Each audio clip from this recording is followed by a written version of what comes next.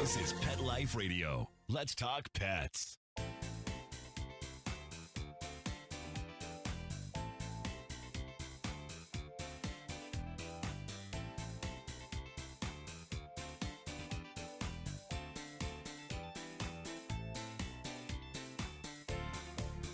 Welcome to Covered in Pet Hair, a boozy web show for pet lovers on Pet Life Radio. I'm your host, Isabel Alvarez-Arata, and today I have the pleasure of having a drink and a chat with the self-appointed poop bag girl, who is an expert on all things poop and plastic.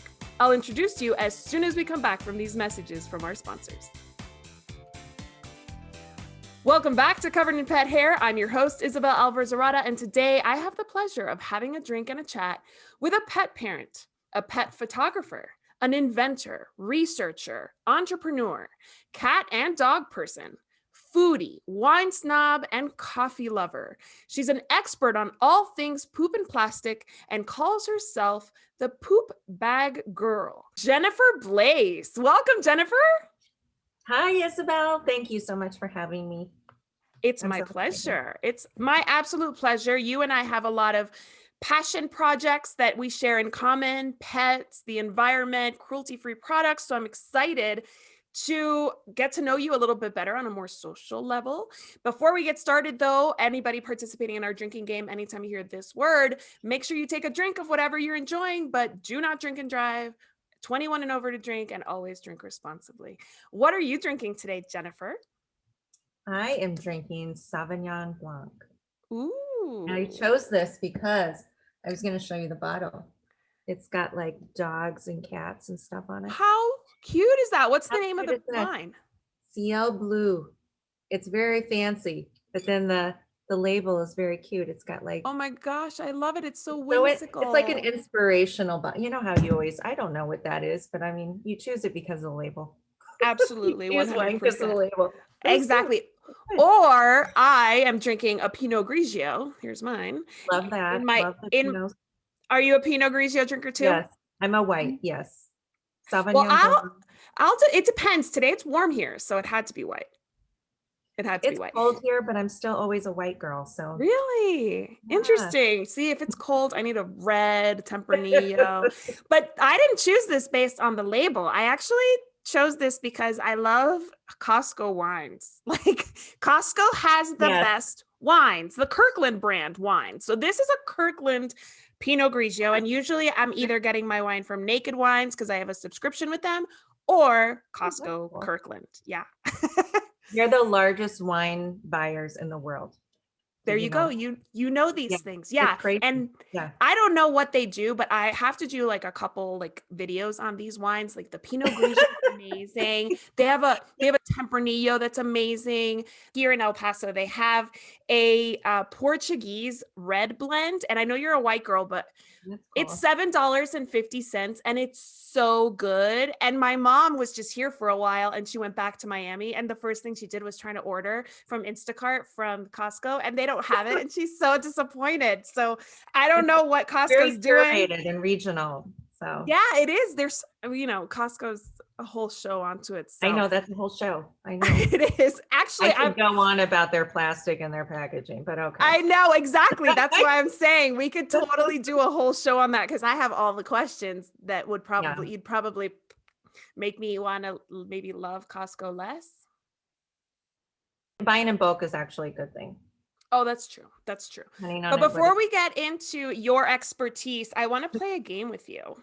Okay. I love games.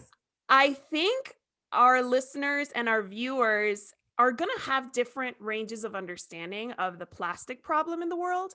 So this game will help us kind of ease into all the questions I have for you. So this game is called Penchant for Plastic. And it's basically a true or false game. If I get all the answers right, I'm supposed to be the expert. You are the expert, and it's true or false. And honestly, some of these are really hard to even believe because it sounds so bad. So I wouldn't be surprised if you got them all right. But if you got them all wrong, it's probably because you're much more of an optimist than this actually should give us reason to be. So here we go. Plastic waste never goes away. It just breaks down into little pieces. True or false? It depends on what kind of plastic. There you go. Very good. Well, some of them do. Yeah, the poo bag and the actual like hard plastic are gonna have different Depending on lives, the right? plastic. Yeah, depending on the plastic. Okay. That's when it starts to get a little technical. We try to make it really easy on our website and how we talk it to customers and consumers about it and break it down so it's really easy. But yes, Very good. it So depends. some, yes. That's a hard one for the No, most true people. for some, True false for for some, others. not for all. Okay, perfect. Plastic waste is dangerous to marine life because they ingest it and cannot digest it. True or false? True. If large enough, plastic waste can become a threat to marine life because they get tangled in it, choke, or drown. Yes, the netting and the fisheries, the fishing is a really big problem. Yes. The majority of plastic waste ends up recycled. True or false? False. Big old false. And I think that's why people still believe that, right? People believe that. So people are like, oh, it's okay if I use a single-use plastic, I'll just recycle it. And that's not actually what's happening after you put the it. thing about it is it used to be, it's mostly consumer behavior. So, I mean, only like less than, I think it's actually less than 1%, but a very small percentage actually makes it to the recycling plant. So part of it is consumer behavior and part of it is the types of plastic that people put in there. This is like it's like opening a can of worms for me. So I have to control myself on how much I say. No, you don't. You actually don't. Confusing. You don't. But this is the next question, which you kind of touched on already. In the United States, only 9% of plastic is recycled. True or false? Less than 9%, yeah. Yeah. That's depending from on the region. And that's from 2015, so that could certainly have changed. All of these questions and answers I actually got from earthday.org. And that was a 2015 figure, so you're spot on. There are more microplastics in our oceans currently than there are stars in our galaxy. True. Super depressing. Which is why I don't eat fish anymore. That was a big one. I mean, we were pescatarian for a very long time, and I just know way too much. And once you know it, you can't unknow it. And so no more fish. Right. So all of I don't want to ingest it. Right. So the fish eats the microplastics. They become part of the fish, basically. And then we eat the fish. Yes. Yeah. Not that, I mean, fish is all bad, but I mean, it's all a journey. It's a journey. So, I mean, I don't judge anybody if they eat fish. I don't judge anybody if they use plastic. So yes, that is true. There are more microplastics than there are stars. Ugh. Don't get sad. I know this is super sad and depressing, but this is the last question. And I tried to like segue in a more positive way. There are alternatives. We just have to be aware and make better choices. True or false? Yes. That is true.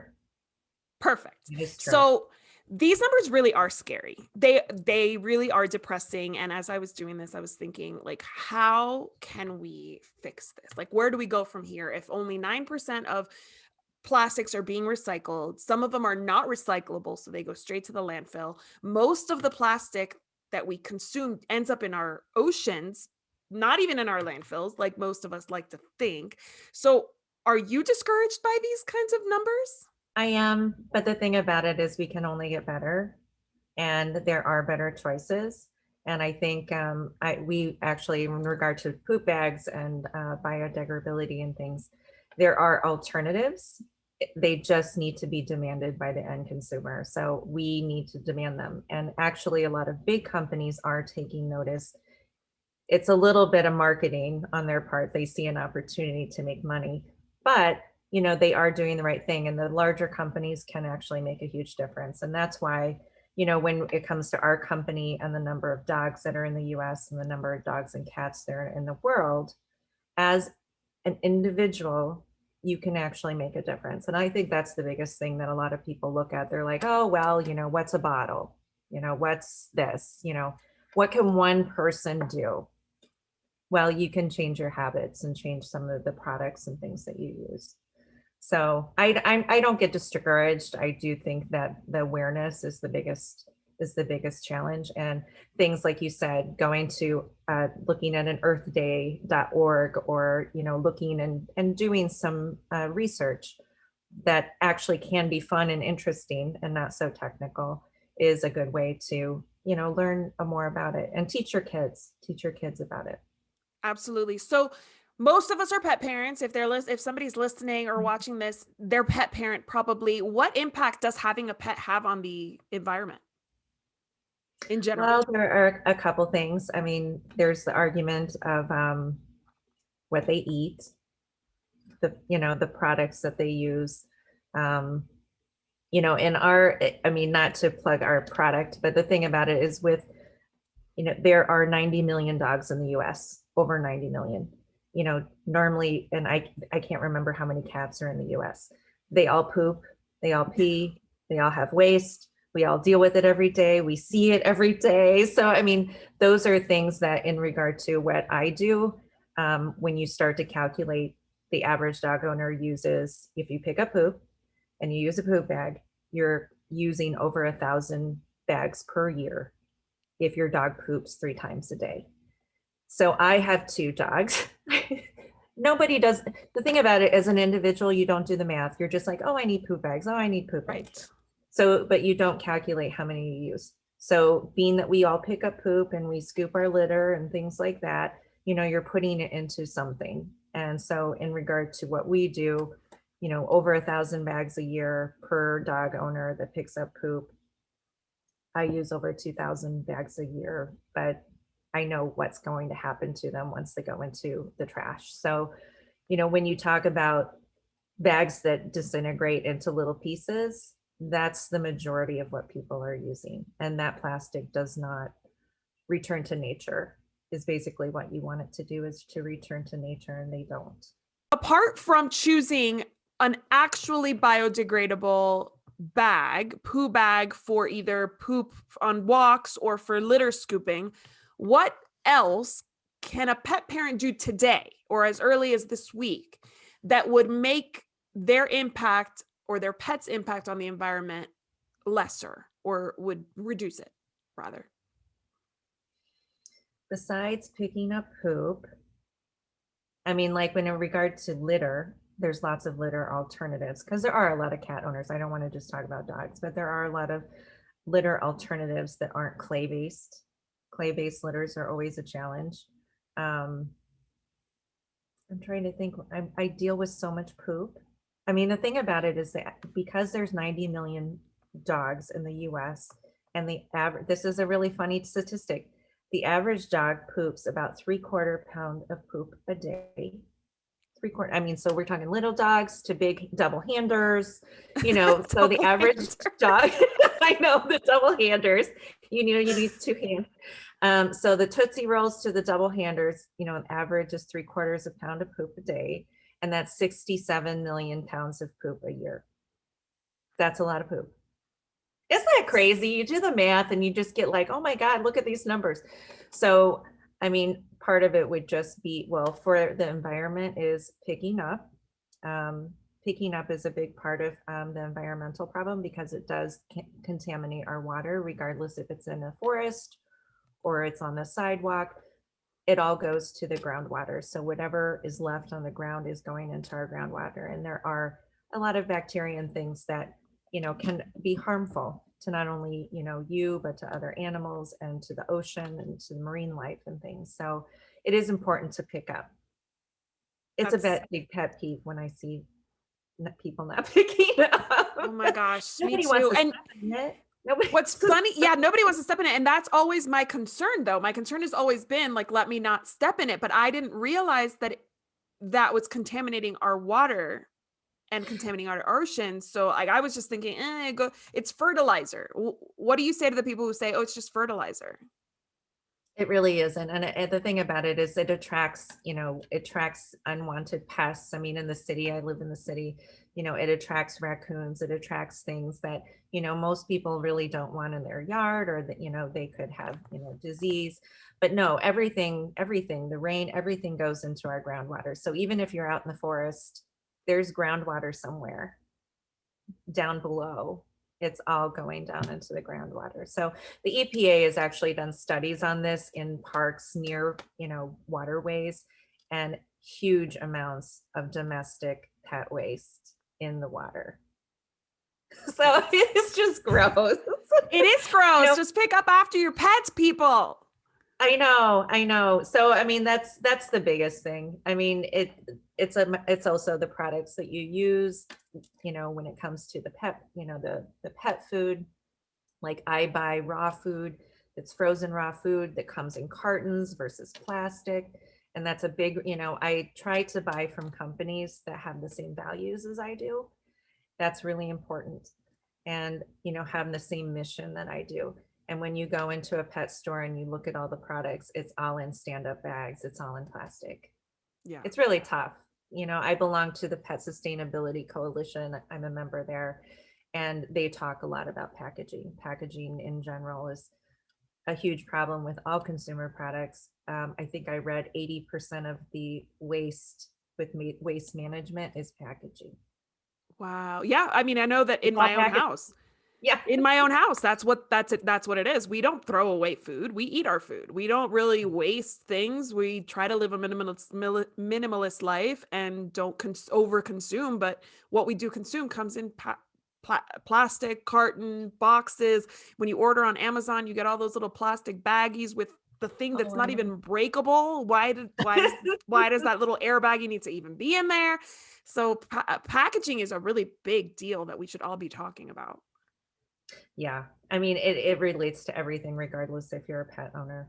But that's, again, it's a matter of buying products that these companies have the same values as you. For example, not in my category, but Open Farm is a pet food.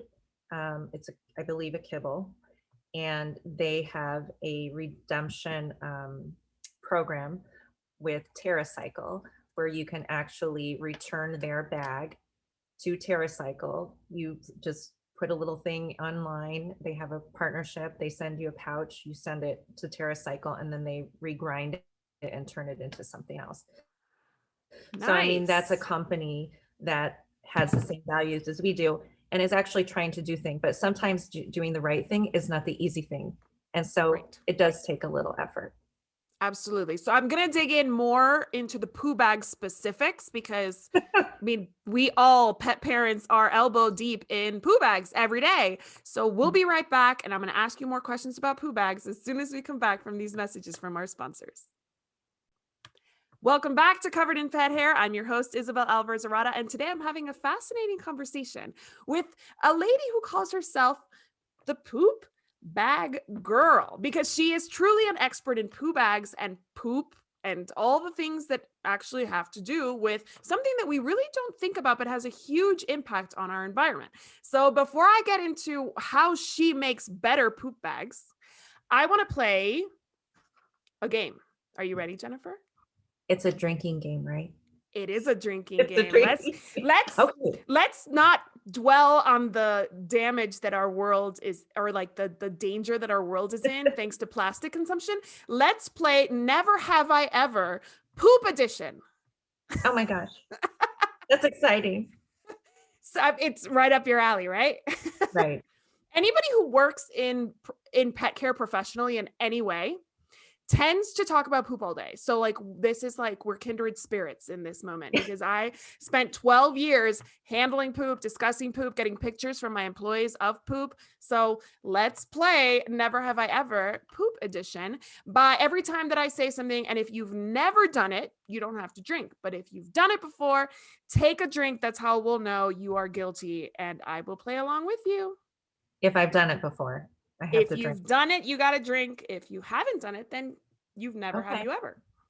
Ready? Ready. Never have I ever used a grocery store bag to scoop litter or pick up poop. Wait, if I never did? If you never did, you don't drink. If you are guilty, you drink. Oh. That was a long time ago. I bet for you it was. I wish a very long time ago. But I've had dogs and cats since I was 20. So Okay, yeah. Well, I wish I could say that mine was a long time ago, but it's not. Never have I ever picked up multiple poops with one poo bag.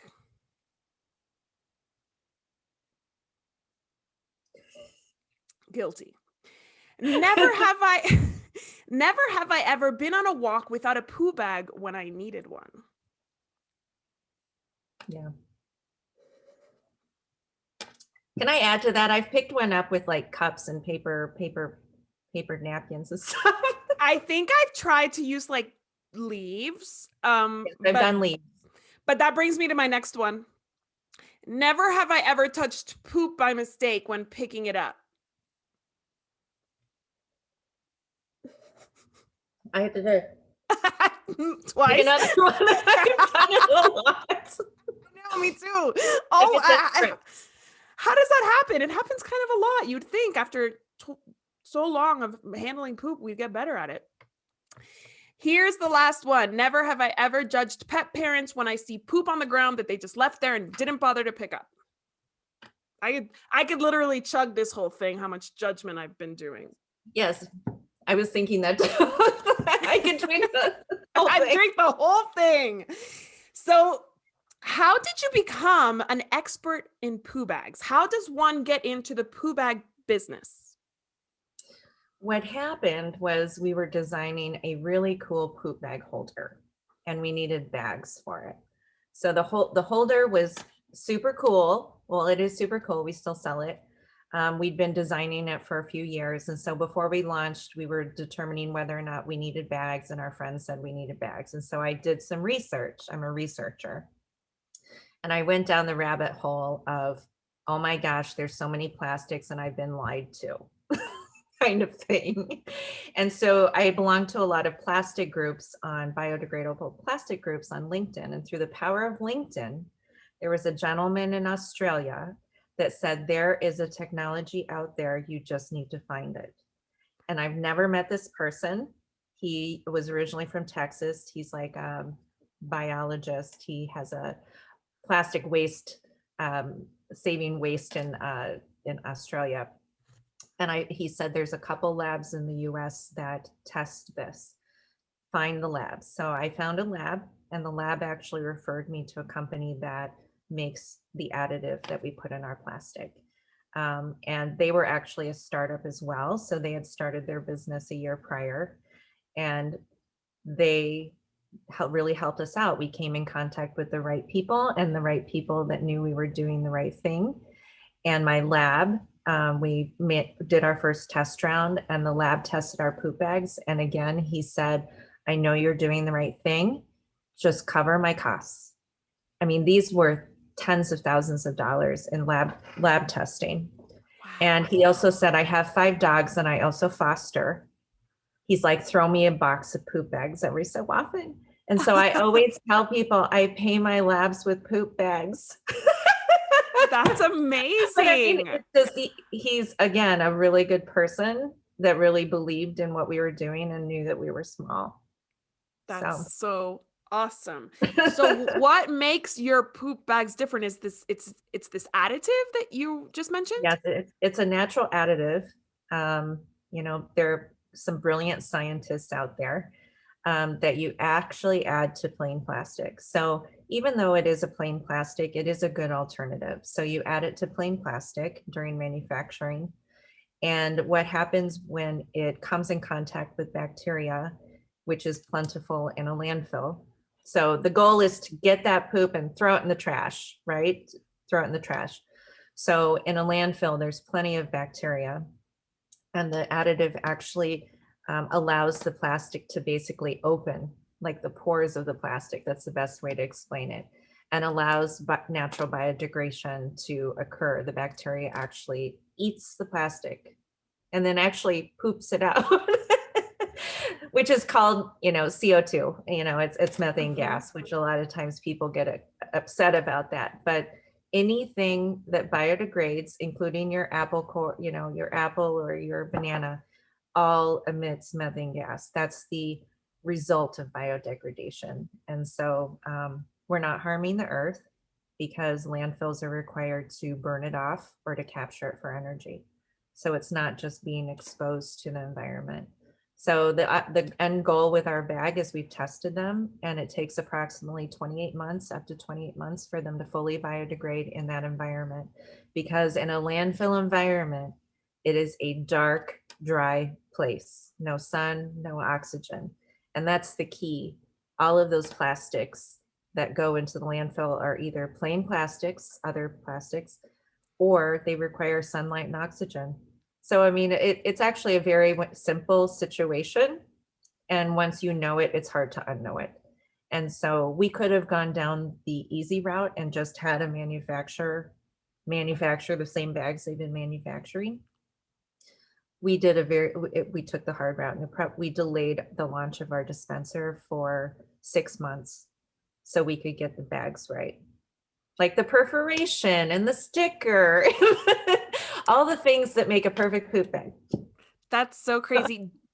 I have a pet peeve when it comes to poop bags, and it's the scented poop bags. Like, why anybody would want like lavender and poop scented scents together, I have no idea. But I have made the mistake of purchasing those. I assume yours don't have fragrance. No, we have a big unscented on the box because it's funny. The first thing people do when they try the bags is they touch it, they smell it, and then they try it. And it's so funny because they'll smell it. I'm like, there's no scent. And they're like, thank God there's no scent. I mean, it really is kind of gross. It's so gross. It makes like no sense. Or I don't want it to smell like baby powder. Exactly. On occasion, people will ask us, you should make scented. And I'm like, no. And the thing about that is it's another chemical that's added to the plastic. And honestly, I just want to do what I need to do. Right. And then get it to people and then get them to throw it where they're supposed to throw it. Absolutely. And maybe it's because I'm a professional poop picker upper. Like literally, yes. I was a pet sitter dog walker. So I picked up poop all the time. It doesn't take that long to put your hand in, close it up, tie it right up, and then you don't smell it anymore. And the fragrance, I don't want those fragrances on my skin because those are toxic chemicals. The smell lingers, the chemicals on my skin, and then that chemical goes into our landfills and leaches into our oceans and our waterways, right? Like that fragrance for that minute payoff, if any, is like really damaging in the long term. Mm-hmm. Well, this is the funny thing about landfills. They have a system. So the leach it, it's got a leach it system. Mm-hmm. So any toxins leaches out and then they process it and, either incinerate it or whatever. That thing, the landfill is lined in plastic and clay and all sorts of things. So there are companies that make huge layers of plastic for the landfills. That gives you the indication that plastic does not biodegrade. That's yeah. I'm in a no waste group because I am not no waste, but I am always fascinated by people who make this a huge project of theirs, and like they'll have like a trash can, like 12-inch tall trash can a month of like their waste. Every waste product they use fits into this tiny trash can. That's not how I live. I wish I could, but I'm in a group. And we talked about plastic toys for children. Oh, boy. And that's where I learned just that these plastic toys end up in landfills and they literally like just live there for, I don't know, the next forever. 16 generations and then some as microplastics. Well, what ends up happening is by the time that happens, they cap it off. It's funny because in Chicago, out in the burbs, you'll see areas where they're building houses on these huge heaps, these huge hills, which in Chicago and even in the burbs, there's no hills. We're flat.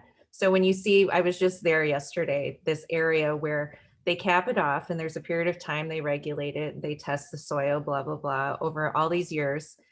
Then they build golf courses and things on it. So, I mean, it actually serves some purpose and someday it does serve some purpose. It creates a big hill. Are you serious right now? Things on. Yes.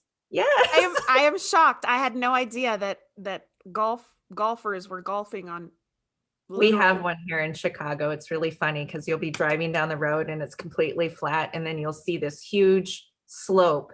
And I was just driving by one the other day, and there's still only 2 houses up there. I don't know, maybe they just closed because there's only been like a few houses built up there, but maybe they have to disclose that. Maybe people don't want to live One on would top of hope. the trash. One would hope they would say like under here. I mean, it's bad enough that people like I'm from Miami where it's all septic, and like obviously you're living on like a big thing of poo that you hope doesn't ever like, cave in or whatever. I remember growing up in a house where my mom was like, "Don't play out in the front yard. That's where the septic tank is." And I was like, "Why?" And she was like, "I don't want you to fall in." And I'm like, "What? I had no idea that I could fall in there. Like, gross." I don't know if my mom was Like a just being, sinkhole. yeah, exactly. I don't know if she was being funny, if she actually was being paranoid. But anyway, like I had no idea that people were living on landfills too. I hope they don't get a big sinkhole and end up in all the unbiodegraded poo bags. I know that you started with a poo bag accessory, so like a poo bag holder. What made your poo bag holder so special? And you just recently launched something. Is it different than the original poo bag holder? Yeah, I mean, part of it was we just changed our packaging, which as a small company, changing packaging is like a long process and it's very Yeah. costly.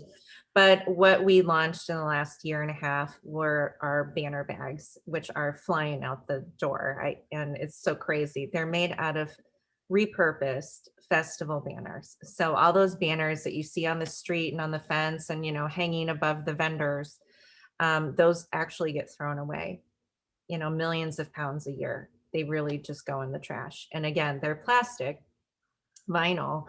And so I started calling and I run around town and I go to these festivals, and sometimes at midnight I'll be helping them tear down, and they're like, throwing them on the ground and they're wet.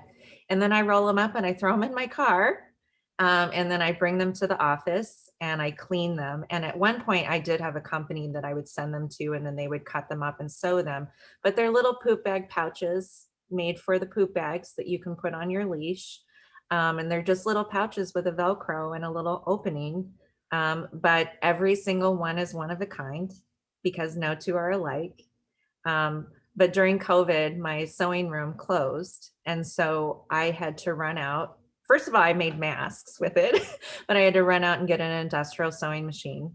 And I started sewing them myself. So talk about handmade. It's when I give them away or when I sell them, it's like giving away my babies because I'm like, I remember that banner that was in the back of my car that got thrown up.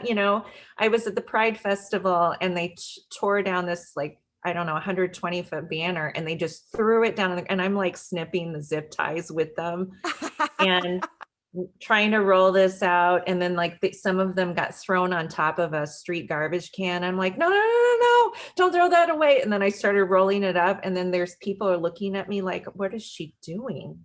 That's so disgusting. That is so cool though. I've seen them because you and I are friends on Facebook, and I've seen you post them, but I had no idea the backstory. They're super attractive and very cute. And I could tell that they were not, we're talking about plastics. So like your big hard plastic poo bag container that eventually the thing breaks and you have to get a new one.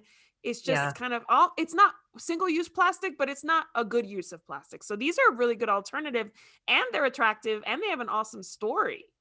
Well, it's funny. I have one here. Yeah, that show me. There's some really cute ones. So like this one came from a Jameson. So what's really funny is a lot of the sponsors, our festival sponsors, are beverage companies. Yeah, of course. So like this one came from a Jameson bottle picture. You can see some of them say like Dublin. Cool. By volume. This one came from a Blackhawks banner. Ooh, that's attractive. Like you would never know that came from a banner. That looks like a high-end like canvas or plastic or something designer. That's the goal, is we want to make things look cool. So that we've always thought of ourselves as more of a lifestyle product. It just segued into, man, we're a poop bag company. And I fought it for the longest time. I didn't want the word poop on any of our packaging, and then it just has to happen. And then I adopted the whole I'm the poop bag girl, because nobody remembers my name, but when I walk into a store, I'll be like, I'm the poop bag girl. You know, part of it was a customer said, oh yeah, you're the poop bag girl. And I'm thinking, that's so crazy. And then I just adopted it. You're like, they'll never remember my you're like, name. am I the poop bag girl? And one day you just said, I am the poop bag girl. And I that's know. cool. And that's so cool. Because honestly, like, to be an expert in something that people use every single day, like, and to be an expert on plastics and make good decisions for yourself, help other people make good decisions. I mean, that's pretty impressive. Like, let's not focus on the poop. Let's focus on the, I guess, results. Like, you're really doing better for the planet, for the animals, by doing better for the planet and giving pet parents a much better product that they can use on a daily basis. Many of us multiple times a day. I try. You know, it's interesting because I'm small still, and during COVID, I'm working by myself. So even though I have stores all over the country, every roll that they, take out of the box, I've packed. You know, every box, shipment that I send to a store, I've packed and taped. You know, I send a couple pallets out a month, and the guy from the trucking company, he's like, "You wrapped this?" And I said, "Yes, I wrapped it." I went on YouTube and I figured out how to do it, and I got all the equipment. Thank goodness for YouTube. We all have like expanded our knowledge in all things thanks to YouTube. That is awesome. Well, congratulations. That's such an amazing contribution. Where can our listeners and our viewers find your products? The best way to find us is on our website. So you go to greenlinepetsupply.com, or if you forget to do that, you can go to greenlinepoopbags.com. We have a really good informational page called the Poop Bag Dilemma. And I do encourage people, if they are interested in understanding why ours, it's not just a marketing thing for us. Like, we really do want to educate people, and then you make the choice. We're not telling you, just make the choice. And so we have a page on there called the Poop Bag Dilemma, which breaks everything down relating to everything that we've talked about microplastics, about how many dogs, about, calculate the number of poop bags that you use a year. So that's the best way to find us. We don't have a retailer everywhere, which is why we sell online, but we do have a store locator. We completely encourage people to support their local small business. The majority of them, pretty much all of them, are small businesses that are independently owned. And so that's where my heart is. I've always felt like I didn't have to be everywhere. I just need to be with the right people. So it's, again, I want to sell to good people. I want to sell to people that share the same values as we do. That is amazing. Well, I have to wrap this up. I could talk about poop bags and plastic all day, believe it or not. I just want to propose a toast to you for all that you're doing for the pets and the planet. Cheers. Thanks for having me. Cheers. Absolutely, my pleasure. Here's to our executive producer, Mark Winter, for making this show possible, to our viewers on YouTube and our listeners on Pet Life Radio. Here's to a life covered in pet hair, because there's no better way to live. Cheers. Cheers. If you want to learn more about Covered in Pet Hair, please visit coveredinpethair.com or petliferadio.com. We'll see you next time.